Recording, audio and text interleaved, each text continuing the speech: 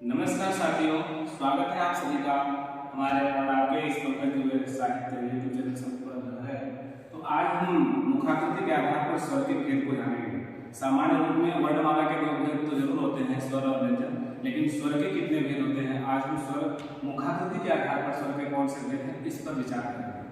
तो साथियों, मैं बताना चाहूँगा कि मुख की बनावट, किसी भी स्वर का उच्चारण करते समय हमारे मुख की बनावट कैसी होती है, कितना मुख खुलता है, कितना गोल होता है, ये आज हम इस वीडियो में इस चार्ट के माध्यम से जानेंगे। तो मुखाकृति के आधार पर स्वर के मुख्य चार भेद होते हैं। एक होता है समृद्ध स्वर, एक दूसरा होता है विपरीत स्वर, तीसरा होता है अर्ध समृद्ध और चौथा अर्ध विपरीत स्वर। तो कहने का मतलब अब हम जानेंगे बारी बारी से कि ये समृद्ध और विपरीत क्या है। तो जहां पर जिन स्वर का उच्चारण करना है, जिन स्वरों का उच्चारण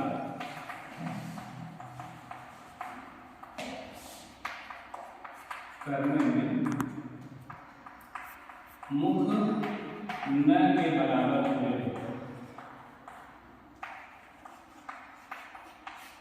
वहां पर समृद्ध स्वर होता है। ऐसे स्वर जिनका उच्चारण करते समय, जिनको बोलते समय हमारा मुख न के बराबर मतलब हल्का सा खुले, वहां पर समृद्ध स्वर होता है। जैसे जो है नीन, ई, उ और री। देखिए, जहां पर हम किसी स्वर को बोल रहे हैं, उसको बोलते समय, उच्चारण करते समय हल्का सा खुले, मतलब ई, उ, री, मतलब हल्का सा। जैसे 5 स्वरों का उच्चारण करते समय हमारा मुंह का भाग हल्का सा खुलता है। दूसरा हम देखेंगे विपरीत स्वर, जहां पर जिन स्वरों का उच्चारण करते समय मुंह पूरा खुल जाए, मतलब जहां पर मुख पूर्ण रूप से खुले, ऐसे स्वर जिनके उच्चारण करने में हमारे मुख का जो भाग है पूरी तरह से स्वतंत्र रूप से खुले। जैसे आ, अगर हम कह रहे हैं आ, तो पूरी तरह से हमारा मुख जो है दोनों ओष्ठ खुल जाते हैं, स्वतंत्र रूप से यह ध्वनि बाहर निकलती है।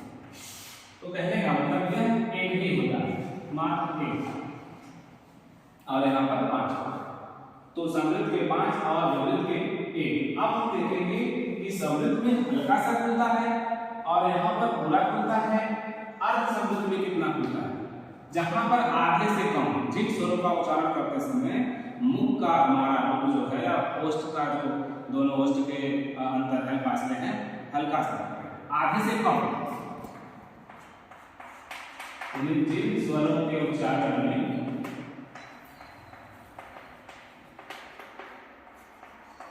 मुख आधे से कम, वहां पर अर्ध समृद्ध स्वर होता है। जैसे ए और ओ, ए ओ। यहां पर दो ध्वनियां ऐसी हैं जिनको बोलने पर जो है मुख जो है आधे से कम खुलता है।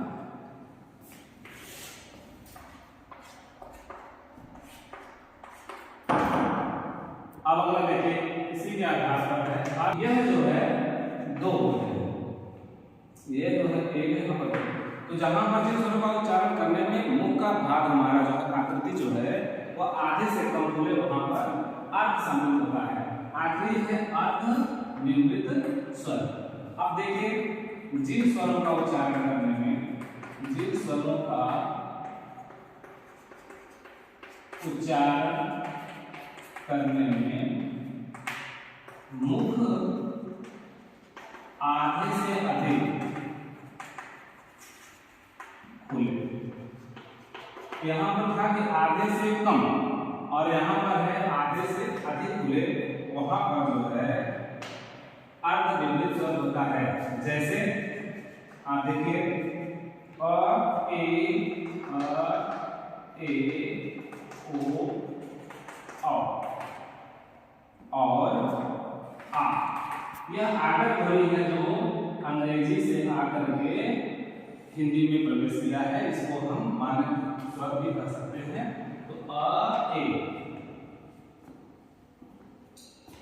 अब देखिए ऐ अ ऐ ओ आ, तो यहाँ पर यह जो है 1 2 3 4 5 5।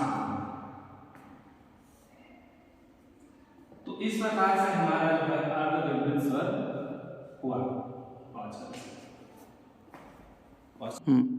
इस प्रकार से देखिए 5 जो है समृद्ध, 1 जो है विपरीत और 2 जो है अर्ध समृद्ध और 1 2 3 4 5 ये पांचवा आगत है संस्कृत का जो जुड़ गया है। इस प्रकार से 5 यहाँ पर कुल मिलाकर के 12 है। इसको लेकर के 12 होते हैं, नहीं कुल मिलाकर के 11 ही होते हैं।